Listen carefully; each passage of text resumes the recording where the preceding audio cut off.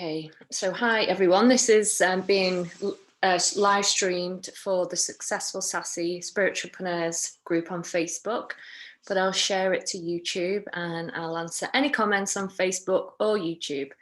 So following on from yesterday's visualization for healing the root, I wanted to jump on and do a video about what blocks you or gets in the way, stops you, prevents you from actually healing.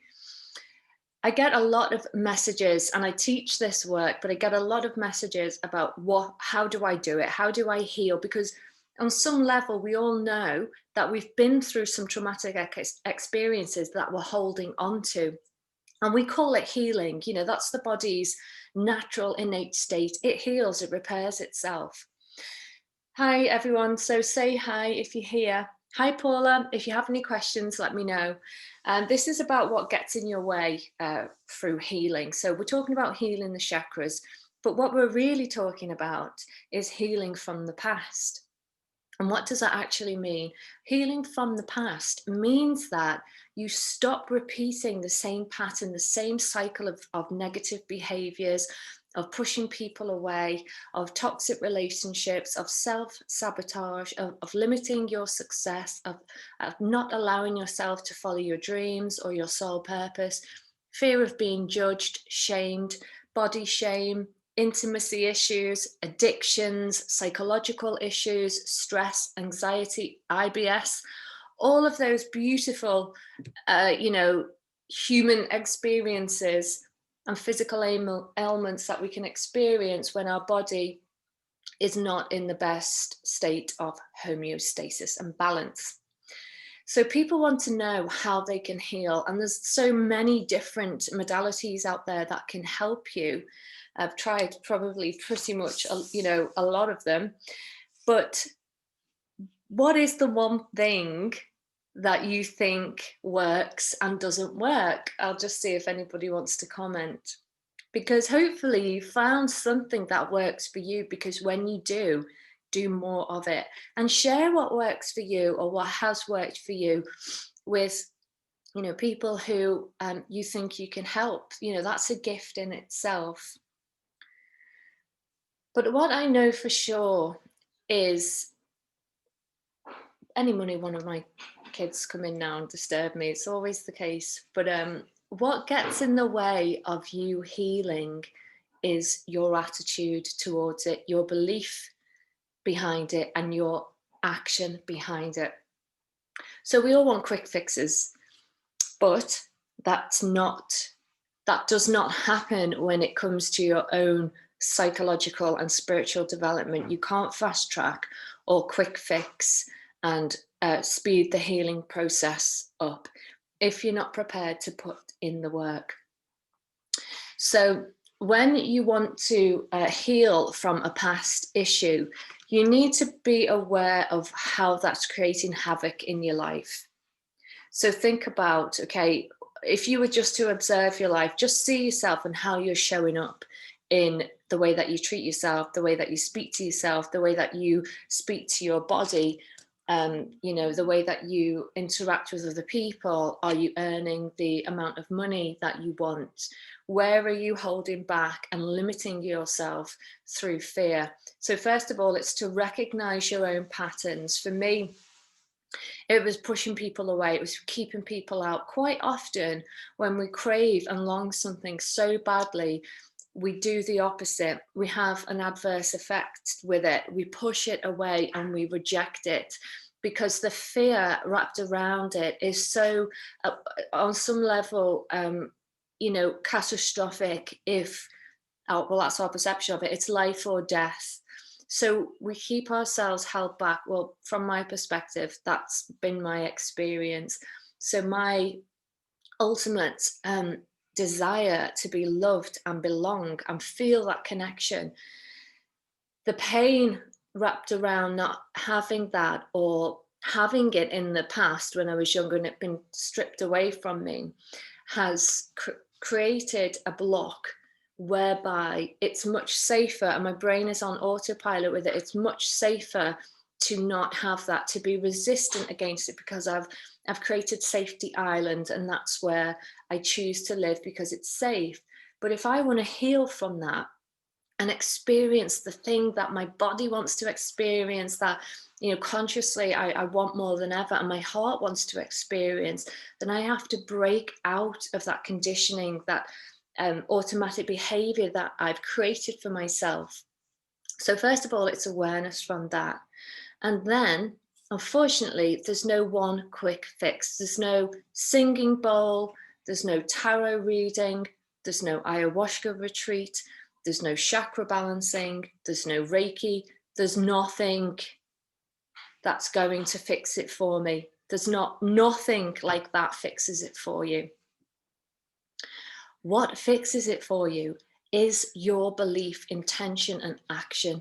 Now, if that is instigated by a Reiki treatment, by a psychic reading, by an awakening of some sort, by any of those modalities I've just said, if that is instigated within you to go and do the work and keep doing the work, then you will eventually heal. Now, however quickly or long that takes, I don't know. It's all very subjective, isn't it, to your own level of experience and what you want to work on. But the one thing that blocks you is your belief system that there's something out there that is going to heal you. You know, I run the 7 Steps to Spiritual Alchemy program, which is working through and alchemizing all the negativity and childhood conditioning through each window of the chakra. And alchemy is turning something into liquid gold. So it's about accessing your inner liquid gold. So why? So you can live a life that's true and authentic to you. So I can have fulfilling relationships, so I can let myself go, so I can open my heart, be vulnerable, and know that whatever happens, it's okay. I can take care of myself. This is how much my desperation and need for being in a, you know, relationship, and how paradoxical it was, keeping myself safe, keeping people out, you know, not completely trusting or letting go. But when I would get into a relationship, you know, I would hug that person and I could hear my internal voice saying, don't leave me, don't leave me. You know, so that was my inner child craving something that it needed to heal itself. I needed to heal that myself through doing the work. And I've been doing this work for quite some time now, and I still continue to do the work. But recognizing where is my deepest emotional wound and going there and bringing what I need to myself, delivering what I need to myself. So it's going back into the childhood and loving the baby, loving the child, loving myself through all my faults and failures, or, you know, whatever you'd call it, through all of me.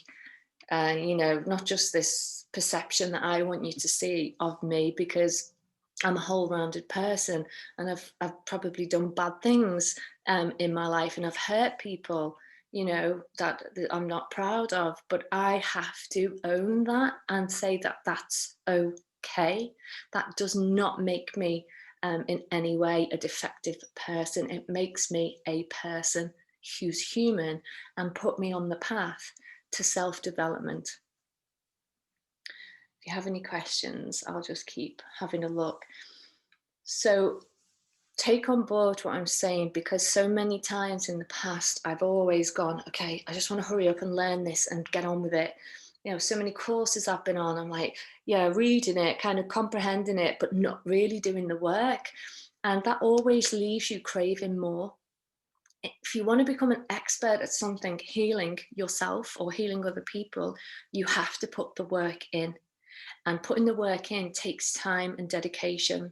So yesterday I did a visualization on the root chakra healing, embodying the Emperor and Empress archetypes, stepping in or allowing the energy of those archetypes to come in, help you balance the root chakra. So when you want to make decisions about goal achievements, feeling safe, trusting, knowing the right action to take, then you can invoke the power of those archetypes to help you make the right decision, rather than living through your own archetype, which can be the victim There's somebody who's powerless, somebody who's stuck. It can even be the trickster, you know, somebody who's learned to survive, or the prostitute, somebody who, you know, gives themselves away too freely. There's all these archetypes that play out in your chakras. So I hope that helps, guys. So I just wanted to kind of say that because of the requests that I get about how do you heal? How do I fix myself? It's not as simple as just, you know, go and take this magic pill and forget. Your memories and your experiences and your trauma is stored in your cells, in cellular memory, and it gets subconsciously triggered, and you probably don't even know why you're being or acting that way. So something we teach is the inner scripts at the Soul Awakening Academy on the Master Diploma. You know, you have to start bringing awareness to this stuff, but you have to then create the avatar, if you like, of who you want to be. So think about the values that you want to display in the world. You know, who do you want to be? What's your avatar look like? Paula says, totally identify with what you're saying. I learned that the person that really needs to be important to me is me. Absolutely. You have to understand why you've been through what you've been through, why your experiences, why you've set up, if you like to say, you've, you know, predetermined this life path, and you've probably trodden this life many times. And that's my belief, because I don't know about you, but I've experienced quite a few deja vus. And when I experience a deja vu, I always say, okay, what didn't I learn the last time I was here? And a deja vu can come in. I mean, silly things, a deja vu can happen.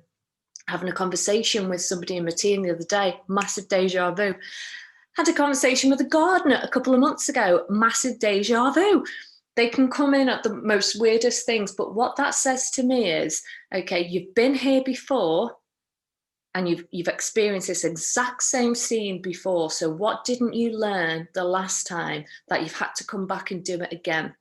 So I always ask myself that question, and it heightens my awareness. So then if ever I'm tested after that with integrity or values or anything, I'm aware, hang on, you've actually trod this path. What didn't you learn last time? Look out for the sign.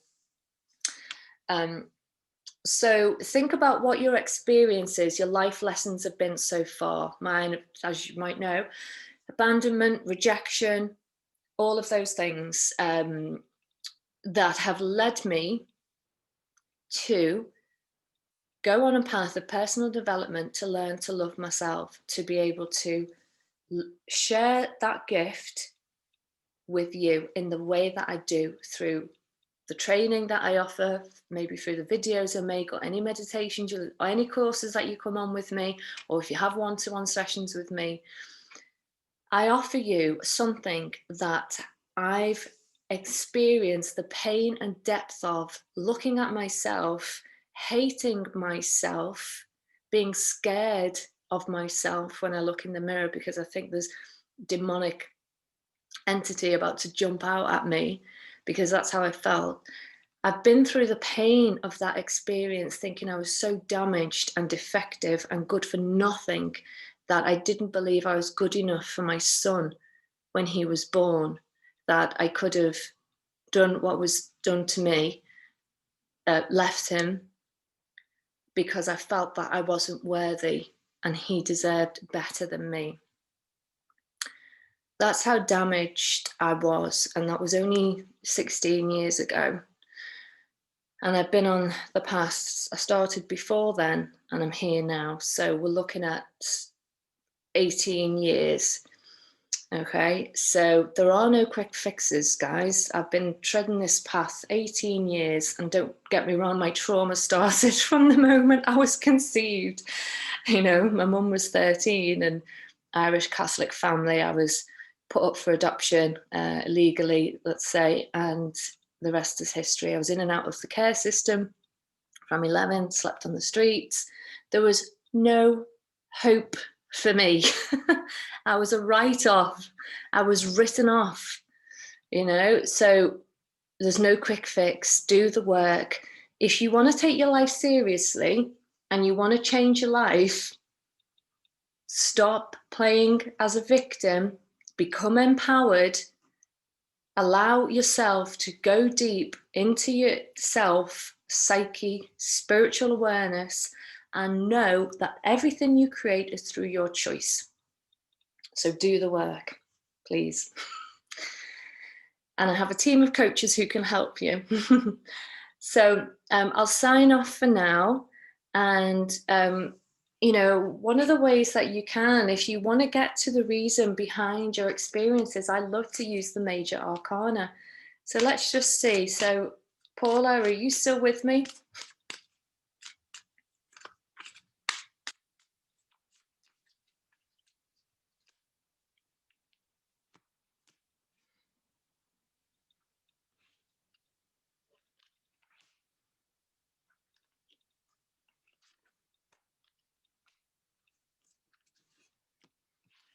So 3 cards I've just pulled. One is about death and rebirth. Death of the old self. Death of the ego.